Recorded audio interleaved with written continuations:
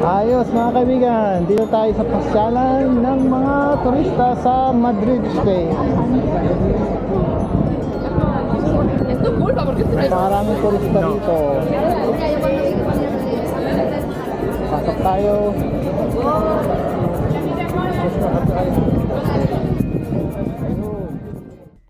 Hola mga kabayan, nandito tayo ngayon sa isa sa pinaka-iconic at pinakasikat na lugar sa buong Madrid, ang Puerta del Sol.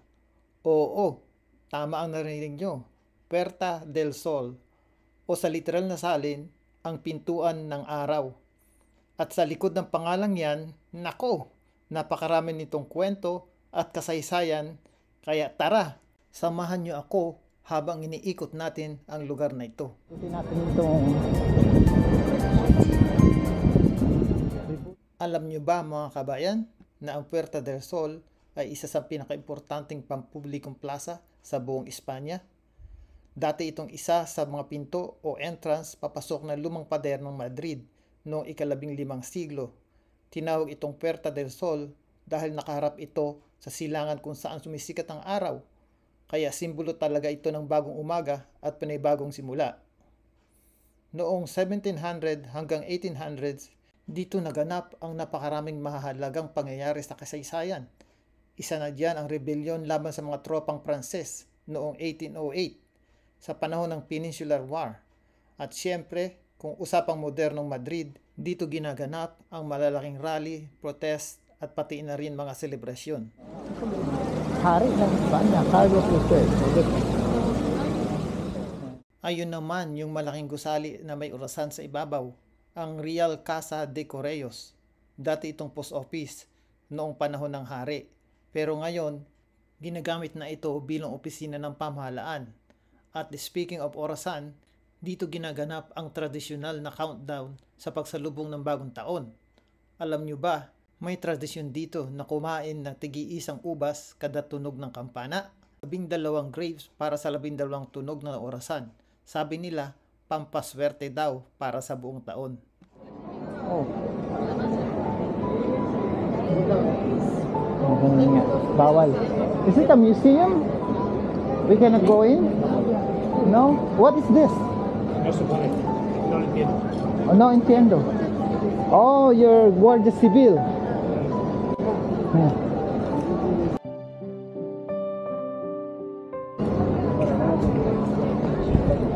Yeah. Have a buen día. Igualmente. Gracias. Ayos. Naka fist bump ko ang Guardia Civil. Teka muna, ikutin muna natin yung kwan. Masaya na. Guardia Civil, nakasulat dun sa kwan niya, nameplate. Diba, mabait naman. Yung huling alam ko sa Guardia Civil yun ang bumaril kay Gat Jose Rizal. Ngayon, kilalanin natin ang tinatawag na pinakamahusay na alkalde ng Madrid, si Haring Charles III. Siya ang responsable sa pagpapaganda ng Madrid noong ika-18 siglo. Kaya nga may rebulto siya dito sa Puerta del Sol bilang parangal sa kanyang mga proyekto na nagpasulong sa lungsod, mga drainage system, street lighting at urban planning. Siya talaga ang nagpasimula ng modernong hitsura ng Madrid. Ang dami mga turista. Parang yung nangangabayo yung mga yung mga titinda. Hawak nila yung renda. Pag may nakitang pulis na lapit, sabay hila, taklob lahat ang kwan. Takbuhan na. Nakita ko nakaraan, ganun ginawa. Nakakatuwa. Parang nangagabayo, may renda Kitay. Mo pwedeng gawin sa Pilipinas ganyan Ngayon naman, lakad tayo ng kunti para maramdaman nyo ang vibe ng Puerta del Sol. Grabe, Mga kabayan, buhay na buhay dito. May mga street performers, may mga nagtitinda ng souvenir, at syempre, napakaraming turista at locals na nagtitipon-tipon. Para kang nasa puso ng Madrid, maingay, makulay, at puno ng energy. Kung mahilig kayo sa shopping, malapit lang dito ang mga sikat na tindahan at kainan. At kung trip nyo maglakad, walking distance lang naman ang iba pang malalaking pasyalan tulad ng Plaza Mayor at Gran Via. Madrid Centro, yun ang Retiro, Salamanca, Chamberí. Alright, dito na lang muna tayo. Dito rin sa Puerta del Sol, naganap ang isa sa pinaka-importanting laban sa kasaysayan ng Espanya laban sa pananakop ng mga Pranses. Maraming ordinaryong mamamayan ng Madrid ang lumaban sa hukbo ni Napoleon Bonaparte noong Mayo 2, 1808. Sila itinuring na mga bayani at martir ng Espanya. Isa sa pinakilalang pangalan dito ay si Daoiz at Bilarde, dalawang opisyal na hukbo na nanguna sa pag-aaklas laban sa mga Pranses. May marami nagpapalitato dito. 50 anyos en sol. Tingnan nga natin. At syempre, hindi pwedeng mawala ang napakasikat na simbolo ng Madrid, ang oso na nakatayo at kumakain sa strawberry tree o madranyo. Ito ang official coat of arms ng Madrid, kaya kung may souvenir kayo, siguradong may ganitong disenyo. Ay, yung mga building nung unang panahon pa. Siguro na sakop pa tayo ng Pilipinas. Yung mga lumang Rosario.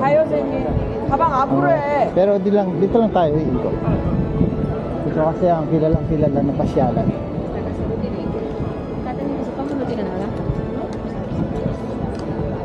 Oh, ito yung subway station. Ngayon pupunta tayo sa 0 kilometer, parang gitna ng Madrid.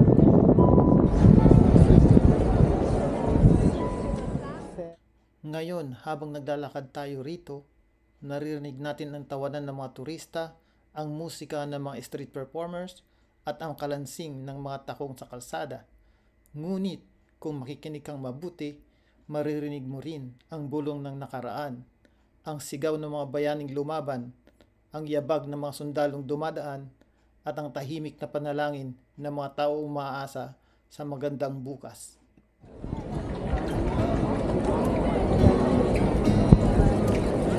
Dito, babalik tayo sa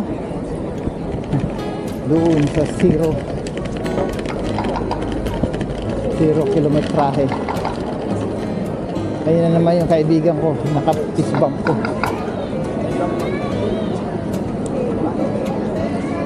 Guardia Civil. Hello again.